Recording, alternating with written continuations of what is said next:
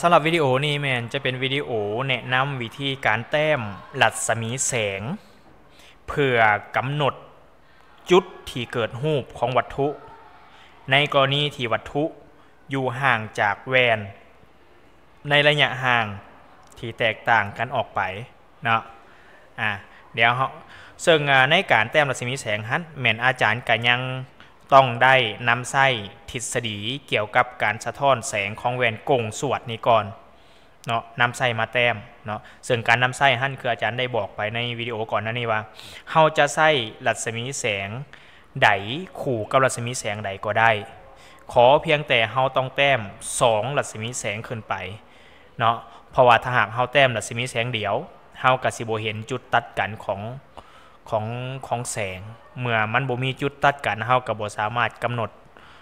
ที่ตั้งของรูปได้สินะเนาะโอเคเดี๋ยวเรามาลองแต้มน้ำกันเบิ่งเพื่อเอาไปเปรียบเทียบใส่กับตัวที่เราแต้มว่ามันคือกันบ่เนาะอาจารย์สิใส่สีดำนะในการแต้มรัศมีแสงนี้ตัวที่รัศมีแสงที่1เนี่ยอาจารย์จะใส่ตัวนี้เส้นที่1อาจารย์จะใส่รัศมีแสงที่1เนี่ยเส้นที่1ก็คือแสงที่มาขนานแกนต้นเนาะแสงที่มาขนานแกนต้นเมื่อตามใช้กับแวนกงสวดแสงจะหักหนีแวนกงสวดโดยที่จะมีเส้นแก่ยาวไปผ่านจุดสุ่มเห็นปะมันจะหักหนีแวนกงสวดนี่นะมันจะหักหนีแวนกงสวดแต่ว่าการหักหนีของมันจะหักหนีโดยมีเส้นแก่ยาวไปผ่านจุดสุ่มเนาะและเส้นแก่ยาวนี่เป็นเส้นแก่ยาวที่เกิดจากเป็นเส้นแก่ยาวของรัศมีแสงสะท้อนเนาะนี่คือรัศมีแสงตัวที่1นะเรายังบ่ฮู้จุดที่เกิดรูปเถอะเนาะถ้าเราอยากฮู้จุดที่เกิดรูปเราต้องแต้มอีก1รัศมีแสงอีกรัศมีแสง1ละแม่นอีกรัศมีแสง1สิใช้รัศมีแสงใดใช้รัศมีแสงที่2ก็ได้ใช้รัศมีแสงที่2ก็ได้เด้อรัศมีแสงที่2ก็คือหยังรัศมีแสงที่2แล้วเป็นหยังต้องวางบรรทัดจังไดในการแต้มรัศมีแสงที่2ในการแต้มรัศมีแสงที่2เฮาต้องวางบรรทัดแบบนี้เพราะรัศมีแสงที่2บอกว่าถ้ามีแสงไปตามไซแวนโดยมีเส้นแก่ยาวผ่านจุดสุ่ม F นะเราต้องวางบรรทัดให้แสงมีเส้นแก่ยาวไปผ่านจุดสุ่ม F เห็นปะเมื่อมันกระทบไซแวนจะสะท้อนกับคืนขนานแกนต้นนี่คือวิธีการแต้มรัศมีแสงที่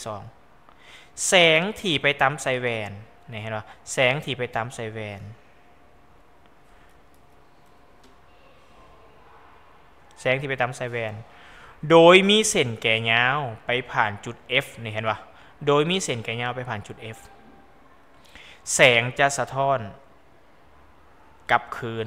และการสะท้อนของมันคือจะสะท้อนขนานกับแกนต้นจะสะท้อนขนานแกนต้นนี่จะสะท้อนแบบนี้สะท้อนขนานแกนต้นเห็นปะเห็นปะอาจารย์แล้วจุดที่เกิดรูปอยู่ใช่อาจารย์จุดที่เกิดรูปอยู่ใช่ล่ะจุดที่เกิดรูปบ่แม่นจุดนี้ได้เนาะจุดที่เกิดรูปต้องเป็นจุดตัดกันของเส้นแก่ยาวจุดที่เกิดรูปต้องเป็นจุดที่ตัดกันของเส้นแก่ยาวของรัศมีแสงสะท้อนเท่านั้นเห็นป่ะเส้นแก่ยาวของรัศมีแสงสะท้อนเป็นตัวใดล่ะตัวพี่ใดเป็นเส้นแก่ยาวของรัศมีแสงสะท้อนอันรู้แม่นอันนี้แม่นเอิ้นว่ารัศมีแสงสะท้อนนี่เส้นแก่ยาวของรัศมีแสงสะท้อนต้องเป็นเส้นที่ขีดต่อออกจากตัวสะท้อนนั้นเห็นป่ะนี่คือเส้นแก่ยาวของรัศมีแสงสะท้อนแสดงว่าอย่างแสดงว่ารูปที่เกิดขึ้นนะเกิดอยู่จุดนี้นี่คือจุดที่เกิดรูปเห็นปะนี่คือจุดที่เกิดรูปซึ่งรูปที่เกิดขึ้นเขาก็จะสามารถแต้มแบบนี้เนาะแต้มแบบนี้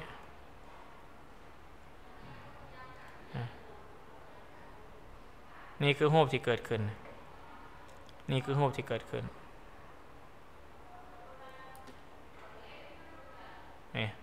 เนาะรูปที่เกิดขึ้นจะเป็นแบบนี้ย้ายอะไรรูปที่เกิดขึ้นเป็นแบบนี้ซึ่งเมื่อเขาได้รูปแล้วเขาก็จะสามารถบอกลักษณะของรูปได้ลักษณะของรูปที่อาจารย์ให้บอกมันยังไงมีอยู่4อย่างไหมต่ออันที่1บอกถึงขนาดของมันเบิ่งขนาดของมันเทียบกับวัตถุเป็นยังไงล่ะน้อยกว่าวัตถุแมนหรือว่าแมนวัตถุ2เบิ่งทิศของมันทิศนี่มีทิศเดียวกับวัตถุทิศเดียวกับวัตถุอันที่3ให้เบิ่งอย่างอันที่3ให้เบิ่งที่ตั้งของมันเกิดอยู่ไสเนาะที่ตั้งก็คือเกิดอยู่ละวางO หา F แมนหรือว่าแมนอันที่4อะไรมันยังอันที่4ก็คือเบิ่งมันเป็นรูปจริงหรือรูปลวงเนาะแน่นอนรูปตัวดังกล่าวนี่เกิดจากการตัดกันของรัศมีแสงสะท้อนขอโทษเกิดจากการตัดกันของเส้นแก่ยาวฉะนั้นแล้วรูปดังกล่าวจะเป็นรูปลวงนี่คือวิธีการบอกลักษณะของรูปนะต่อไปเฮามาเบิ่งในกรณีที่2กรณีที่2ก็คือเป็นกรณีที่วัตถุนี้ยับเข้าใกล้แวนนะยับเข้าใกล้แวนเติมเนาะคือถ้าเฮาสังเกตระหว่างรูปที่1กับรูปที่2ที่อาจารย์แต้มนี้รูปที่1นี่วัตถุห่างจากแวนอยู่ประมาณ5ตากะโลเนาะส่วนรูปที่2นี่ห่างจากแวนอยู่4ตากะโลเดี๋ยวเฮาไปเบิ่งว่าเมื่อวัตถุยับเข้าไปใกล้อีกรูปที่เกิดขึ้นจะเป็นแนวใดลักษณะของมันยังจะเป็นแบบนี้บ่หรือมันต่างนะรูปจะน้อยหรือจะใหญ่สินะทิศทางของรูปจะมีทิศเดียวกับวัตถุคือเก่าบ่หรือว่าปีนทิศสินะเนาะเดี๋ยวเฮาไปเบิ่งซึ่งเฮาสามารถบอกลักษณะของรูปได้โดยการแต้มรัศมีแสงคือเก่าเนาะ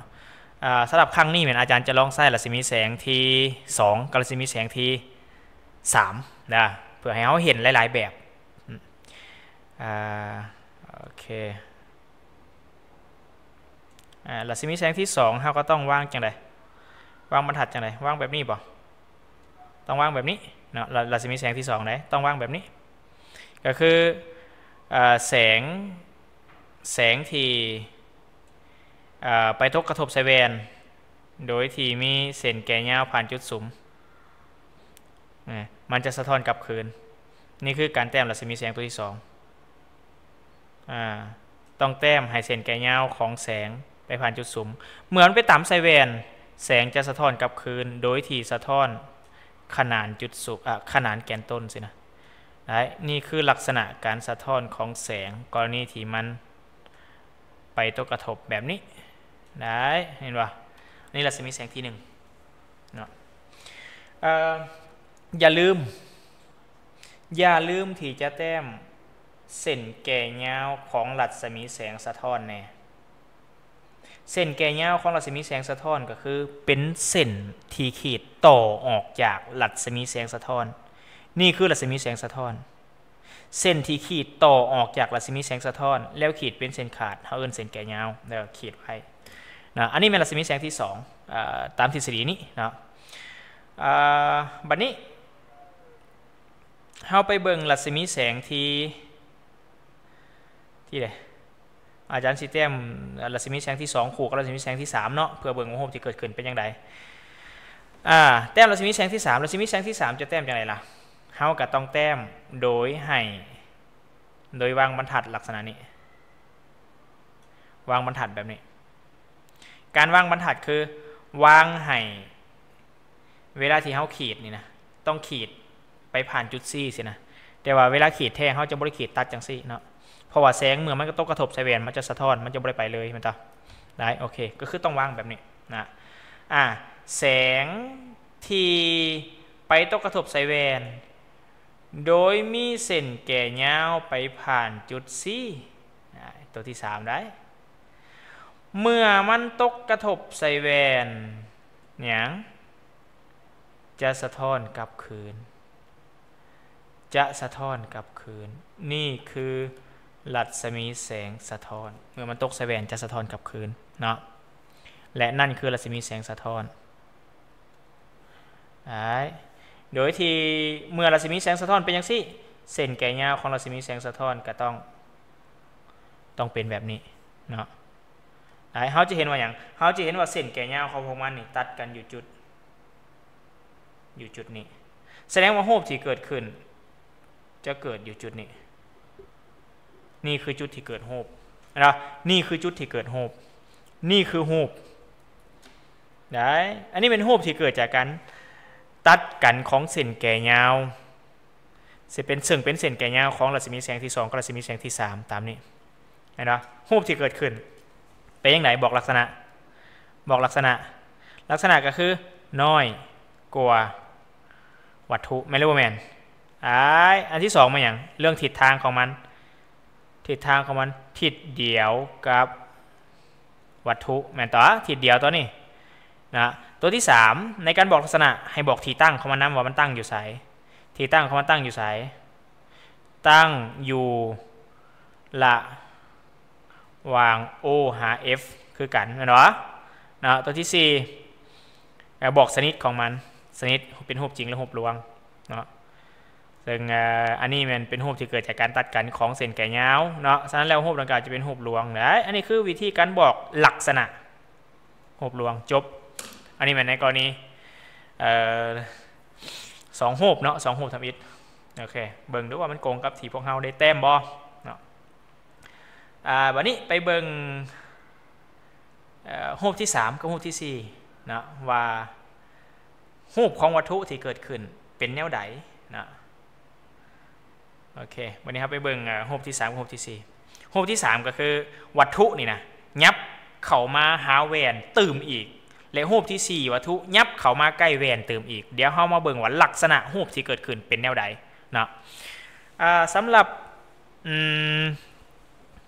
การแต้มเพื่อซอกหาที่ตั้งของรูปก็คือซอกหาจุดที่เกิดรูปของวัตถุในกรณีนี้อาจารย์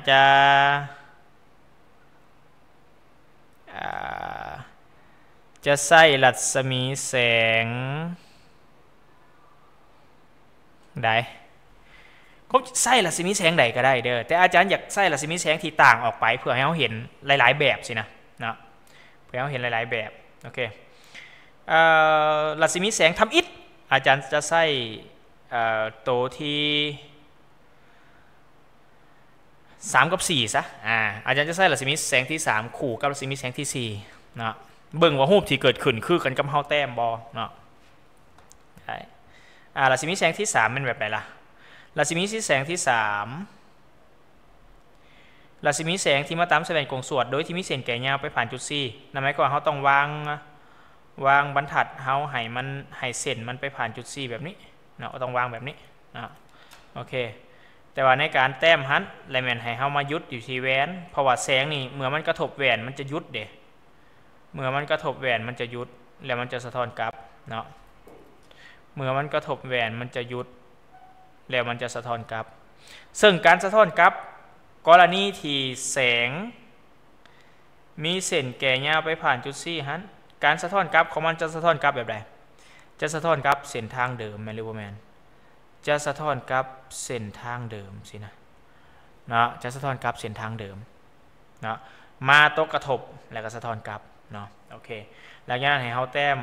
เส้นแก่ยาวของมันเส้นแก่ยาวของรัศมีแสงสะท้อนซึ่งเมื่อมันสะท้อนกลับเส้นทางเดิมเส้นแก่ยาวก็ต้องติงกับเส้นเก่าแม่นติได้อันนี้แม่นใส่แสงตัวที่3เนาะรัศมีแสงตัวที่3มาแต้มเส้นทำอิฐหั่นบัดนี้คืออาจารย์ว่าอาจารย์จะแต้มคู่กับเส้นที่4เนาะคู่กับรัศมีแสงที่4เส้นที่2เนี่ยอาจารย์จะใส่รัศมีแสงที่4ตัวนี้นะรัศมีแสงที่4เฮ็ดจังได๋ล่ะรัศมีแสงที่4แสงที่ไปต่ำใส่จุดจอม O แสงที่ไปต่ำใส่จุดจอม O อาจารย์จะเปลี่ยนเป็นสีแดงแสงที่ไปตกกระทบใส่แหวนอยู่จุดจอม O เมื่อตกกระทบใส่แหวนปุ๊บมันจะสะท้อนโดยการสะท้อนหันจะสะท้อนตามกฎเกณฑ์การสะท้อนของแสงตามกฎเกณฑ์การสะท้อนของแสงจะสะท้อนแบบใดล่ะเมื่อมันมาตกกระทบแบบนี้มันก็ต้องสะท้อนออกลักษณะนี้แมนเรแมนมันจะสะท้อนออกลักษณะนี้นี่นะนี่ให้ระวังเนาะกรณีที่เฮาแต้มรัศมีแสงตัวที่4นี่ให้ระวัง ต้องเห็ดให้มุมตกกระทบต้องเห็ดให้มุมตกกระทบเท่ากับมุมสะท้อนให้ได้นะซึ่งเทคนิคของอาจารย์เพื่อเห็ดให้มุมตกกระทบเท่ากับมุมสะท้อนอะไรแมนเนี่ยอาจารย์ขีดออกจากจุดที่ห่างจากแกนต้นอยู่2ตากะโลเวลาที่อาจารย์ขีดสะท้อนออกมาเนี่ยก็จะสะท้อนให้มันห่างจากแกนต้นอยู่2ตากะโลเช่นกันเหมือนเป็นอย่างซี่เนี่ยจะได้มุมตกกระทบเท่ากับมุมสะท้อนทันทีนั่นคือเทคนิคนะนั่นคือเทคนิคคันโบซันเขาก็ต้องได้วัดแทกเอานะโอเคนี่คือรัศมีแสงที่2เนาะรัศมีแสงที่2ถ้ายังหู้ว่ารูปเกิดอยู่จุดใดเขาก็ต้องแต้มเส้นแก่ยาวของมันออกมาเส้นแก่ยาวต้องเป็นเส้นแก่ยาวของรัศมีแสงสะท้อนเส้นแก่ยาวของรัศมีแสงสะท้อนต้องขีดออกจากตัวสะท้อนหันแบบนี้เขาจะได้เส้นแก่ยาวของรัศมีแสงสะท้อนแบบนี้ซึ่งหลังจากที่เขาขีดแล้วปุ๊บเขาจะเห็นจุดที่เกิดรูปนี่คือจุดที่เกิดรูปนะนี่คือจุดที่เกิดรูปและการแต้มรูปคือเขาจะแต้มแบบนี้แต้มลงมาตั้งฉากกับแกนต้นนี่คือรูปของวัตถุใช่หรอนี่คือรูปของวัตถุบอกลักษณะของมันลักษณะเป็นยังไงขนาดนี่น้อยกว่าวัตถุเหรอยังอีกทิศเดี๋ยวกับวัตถุมันตียังอีกที่ตั้งเด๋ตั้งอยู่ระหว่าง O หา F มันบ่สนิทเด๋สนิทนี่เป็นรูปลวงนะสนิทเป็นรูปลวงไหนอันนี้มันวิธีแต้มบอกว่าพวกหลานจะแต้มโดยใช้รัศมีแสงใดคู่กับรัศมีแสงใดก็ตามรูปที่เกิดขึ้นจะมีลักษณะเดียวกันน้อยกว่าวัตถุทิศเดียวกับวัตถุตั้งอยู่ระหว่าง O หา F เป็นรูปลวงสินะ4อย่างต้องคือกันแน่นอนนะ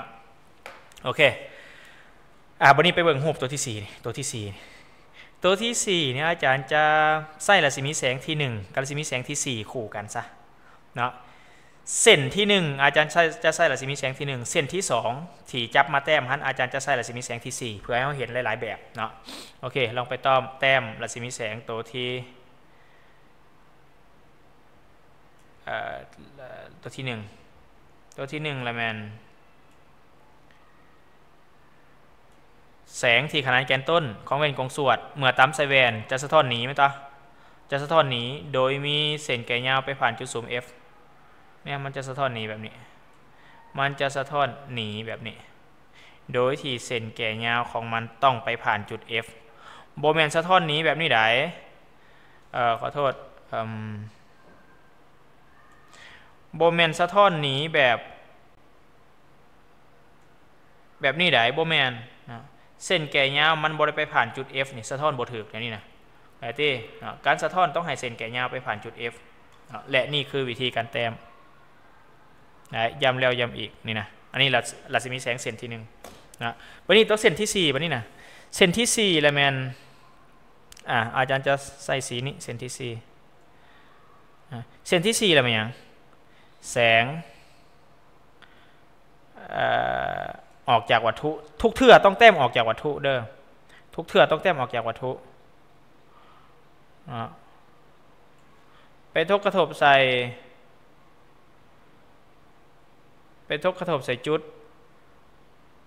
จุดจอมแสงออกจากวัตถุไปตกกระทบใส่จุดจอมเนาะเมื่อตกกระทบใส่จุดจอมมันจะสะท้อนตามกฎเกณฑ์การสะท้อนของแสงตามกฎเกณฑ์การสะท้อนของแสงคือมุมตกกระทบเท่ากับมุมสะท้อนและการแต้มแบบนี้เราจะเห็นว่ามุมตกกระทบเท่ากับมุมสะท้อนนะเนาะนั่นว่าล่ะเท่าว่าอะไรนี่ลองวัดแทกลงได้คือมุมนี้จะเท่ากับมุมนี้ลดที่อาจารย์แต้มนี่นะมันมีเทคนิคของมันนี่นะเทคนิคคืออาจารย์ได้อธิบายไปแล้วฮันเนาะหลังจากที่เราแต้มรัศมีแสงสะท้อนแล้วอย่าลืมแต้มเส้นแก่ยาวพร้อมเนาะหรือลืมแต้มเส้นแก่ยาวนี่คือเส้นแก่ยาวหลังจากที่เราแต้มเส้นแก่ยาวเขาจะเห็นจุดตัดกันของเส้นแก่ยาวจุดตัดกันของเส้นแก่ยาวเป็นจุดที่เกิดรูปแสดงว่าอย่างแสดงว่ารูปเกิดอยู่จุดนี้รูปของวัตถุเกิดอยู่จุดนี้เกิดอยู่จุดนี้ได้นี่คือรูปที่เกิดขึ้นบอกลักษณะวันนี้นะลักษณะของมันเป็นยังไงลักษณะก็คืออันที่1น้อยกว่าวัตถุคือเก่าน้อยกว่าวัตถุคือเก่าอันที่2ทิศทางของมันท ทิศทางเลยเป็นทิศเดียวกับวัตถุอันที่3ที่ตั้งของมันตั้งอยู่ระหว่าง O หา F เส้นกันสนิทเดสนิทก็เป็นรูปลวงคือเก่าแมนเลวแมนง่ายบ่กรณีที่การแต้มรัศมีแสงของรูปที่เกิดจากแหวนกงสวดรูปที่เกิดขึ้นจากคล้ายๆคือกันเลยเนาะวันนี้ไปเบิ่งตัวสุดท้ายก็คือตัวนี้นะกรณีที่วัตถุหันยับเข่าใกล้แหวนตื่มอีกกรณีที่วัตถุยับเข่าใกล้แหวนตื่มอีกนะ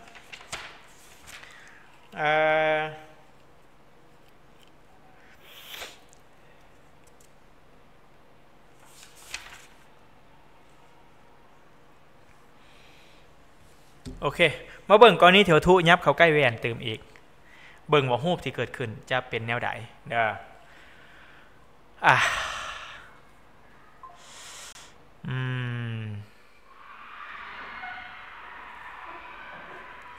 โอเคสำหรับการแต้มรัศมีแสงกรณีนี้อาจารย์จะใส่เนี่ยเขาใส่มาขบหมดแล้วเนาะเขาใส่มาขบหมดละแต่อาจารย์จะเลือกใส่รัศมีแสงที่1 กับ 3ลองเบิ่งนะ1 กับ 3 1 กับ 31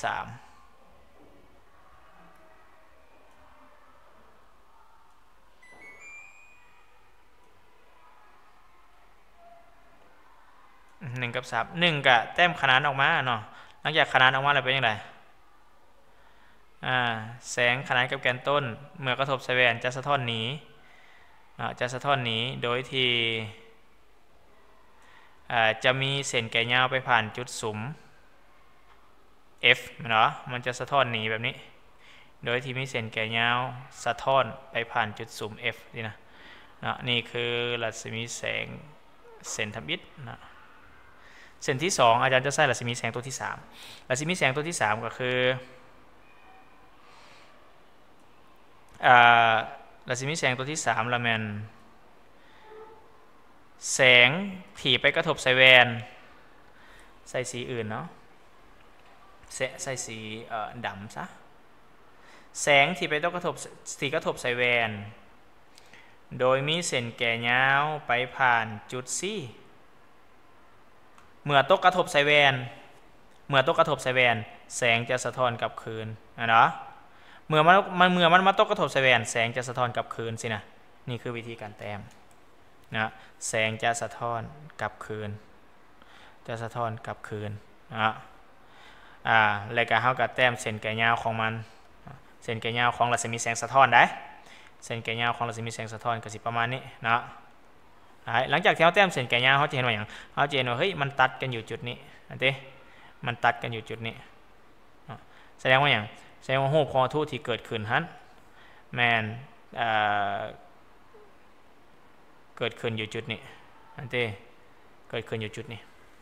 ซึ่งถ้าหากให้เขาบอกลักษณะของรูปมันก็ยังเป็นแบบเก่าอยู่เห็นปะอันที่1ว่าเรื่องขนาดของมันขนาดก็ยังน้อยกว่าวัตถุอยู่เห็นปะขนาดนี่นะน้อยกว่าวัตถุมันต่อทิศทางอะไรเป็นทิศเดียวกับวัตถุอันที่ต่อมาที่ตั้งของมันยังตั้งอยู่ระหว่าง C หา F คือเก่าอันที่นะประเภทของรูปนะชนิดของรูปเป็นรูปลวงเส้นเก่าอันวะถ้าหากเฮาสังเกตดีๆรูปที่เกิดจากแหวนกงสวดนี่นะ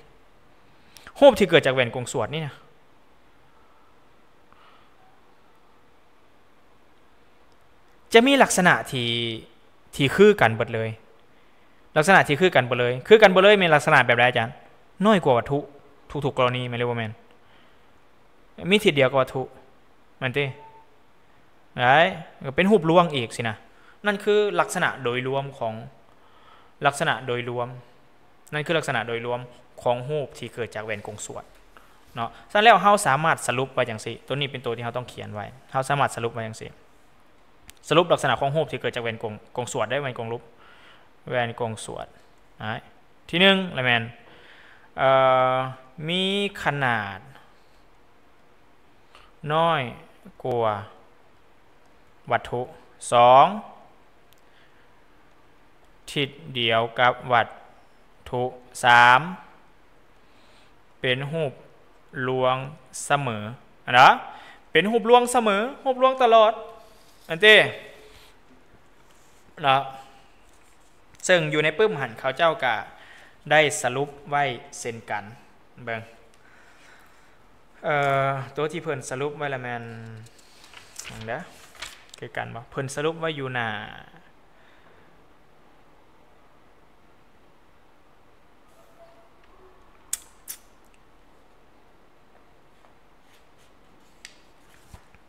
มีอยู่บ่